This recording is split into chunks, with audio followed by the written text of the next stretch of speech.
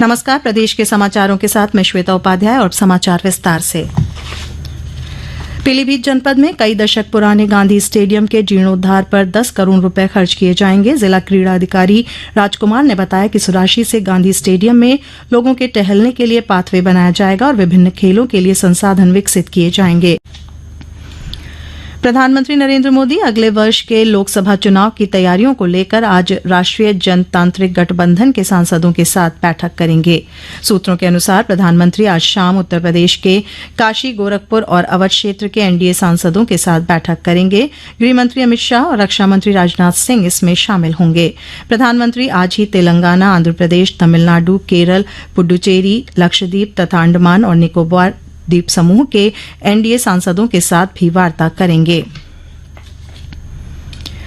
मुख्यमंत्री योगी आदित्यनाथ ने आज लखनऊ में एक उच्च स्तरीय बैठक में वाराणसी और गोरखपुर में नए एकीकृत कमिश्नरी कार्यालयों के निर्माण के प्रस्तुतिकरण का अवलोकन किया और अधिकारियों को आवश्यक दिशा निर्देश दिए। मुख्यमंत्री ने कहा कि वाराणसी और गोरखपुर के कमिश्नरी कार्यालयों की पहचान आइकॉनिक बिल्डिंग के तौर पर होनी चाहिए। इसे ध्यान में रखकर दोनों कार्यालयों की डिजाइन बनाई जाए। साथ ही दोनों कमिश्नरी भवनों में स्थानीय संस्कृति की झलक दिखाई देनी चाहिए।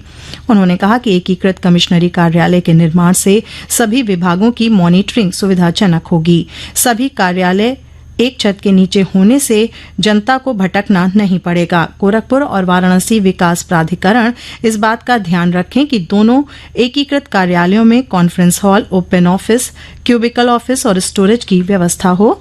साथ ही इन कार्यालयों में बैंक, जिम, कैफेटेरिया और पार्किंग का भी प्रावधान रहे। मुख्यमंत्री ने कहा कि वाराणसी और गोरखपुर कमिश्नरी कार्यालयों को हमें एक मॉडल के तौर पर प्रस्तुत करना है। इससे जनता के बीच एक सकारात्मक संदेश जाएगा। अयोध्या में बन रहे राम मंदिर में भगवान राम की प्राण प्रतिष्ठा के अब केवल 5 महीने बचे हैं। आगामी जनवरी में 16 से 24 तारीख के बीच मंदिर के गर्भगृह में भगवान राम की मूर्ति की प्राण प्रतिष्ठा होगी। अयोध्या को वैश्विक नगरी के रूप में सजाने संवारने का काम भी तेजी से चल रहा है। एक रिपोर्ट।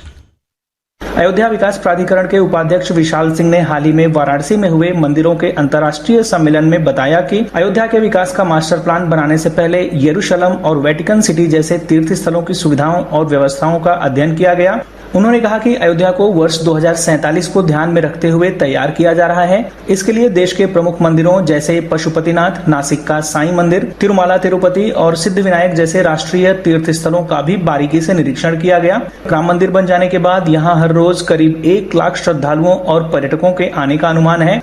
वर्तमान में अयोध्या में 32,000 करोड़ रुपए की परियोजनाओं पर काम चल रहा है। इस साल के नवंबर तक अयोध्या में इंटरनेशनल एयरपोर्ट शुरू हो जाएगा। इसके अलावा प्रयागराज, वाराणसी, लखनऊ, गोरखपुर जैसे शहरों से रेल कनेक्टिविटी भी बेहतर की जा रही है। इलाहाबाद उच्च न्यायालय वाराणसी के ज्ञानवापी परिसर के एएसआई सर्वे के मामले में कल अपना फैसला सुनाएगा।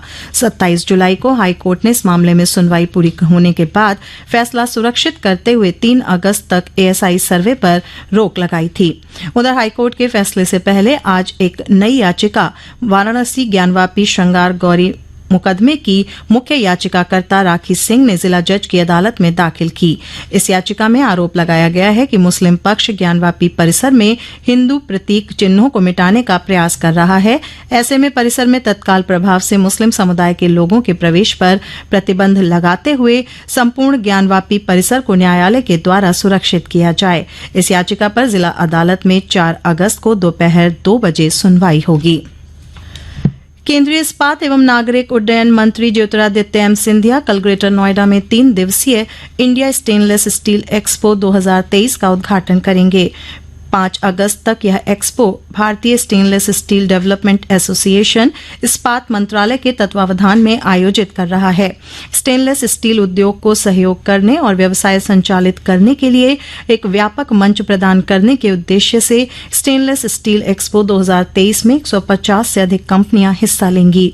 भारतीय स्टेनलेस स्टील डेवलपमेंट एसोसिएशन के अध्यक्ष राजमणि कृष्णमूर्ति ने कहा कि यह एक्सपो स्टील व्यापार से जुड़े लोगों को विचारों के आदान प्रदान का मंच देगा और उद्योग को नवाचार और सफलता की नई ऊंचाइयों तक ले जाएगा। प्रदेश के विशेष पुलिस महानिदेशक कानून व्यवस्था प्रशांत कुमार ने सभी पुलिस अधिकारियों को संवेदनशील क्षेत्रों में विशेष सतर्कता रखने के निर्देश दिए हैं।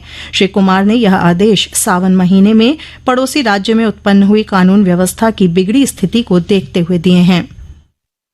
सावन के महीने में 8 सोमवार हैं इस बार, और उसके अलावा मुहर्रम का भी त्योहार था, तो उसको लेके पहले से ही अलर्ट चल रहा था। इस बीच में ये जो हमारे नेबरिंग स्टेट में कुछ कानून व्यवस्था की स्थिति उत्पन्न हुई है, उसको देखते हुए तत्काल शासन और पुलिस मुख्यालय की तरफ से जिले के सभी अधिकारियों को अलर्ट किया गया है और ये कहा गया है कि एक तो इंटेलिजेंस कलेक्शन करें, दूसरा पर्याप्त रिजर्व रखें स्ट्रेटेजिक जगहों पे, तथा जितने भी हमारे कम्युनली सेंसिटिव पॉकेट्स हैं वहां लगातार लोग भ्रमणशील रहें और साथ ही साथ सभी संभ्रांत लोगों से बातचीत करते रहें।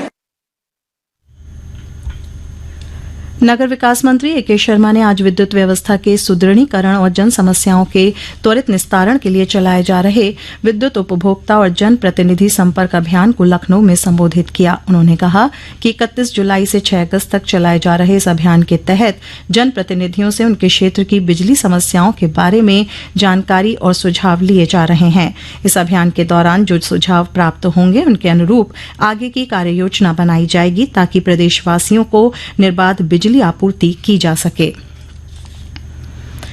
वाराणसी में गंगा किनारे सुबह ए बनारस के मंच पर आज अमृत महोत्सव के तहत मेरी माटी मेरा देश अभियान की शुरुआत हुई। इस दौरान नमामि गंगे काशी क्षेत्र के संयोजक राजेश शुक्ला के संयोजन में देश की खातिर बलिदान होने वाले वीर सपूतों को नमन किया गया।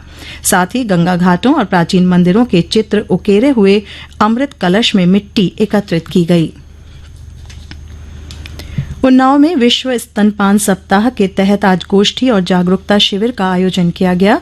जिले के नोडल अधिकारी डॉक्टर एच.एन. प्रसाद ने बताया कि स्तनपान सप्ताह 7 अगस्त तक चलेगा। इसके अंतर्गत प्रसव केंद्रों पर स्टाफ नर्स, एएनएम और आशा कार्यकर्त्री गर्भवती महिलाओं को स्तनपान के लिए जागरूक कर रही हैं। जागरूकता शिविर में बेबी किट भी वितरित की गई।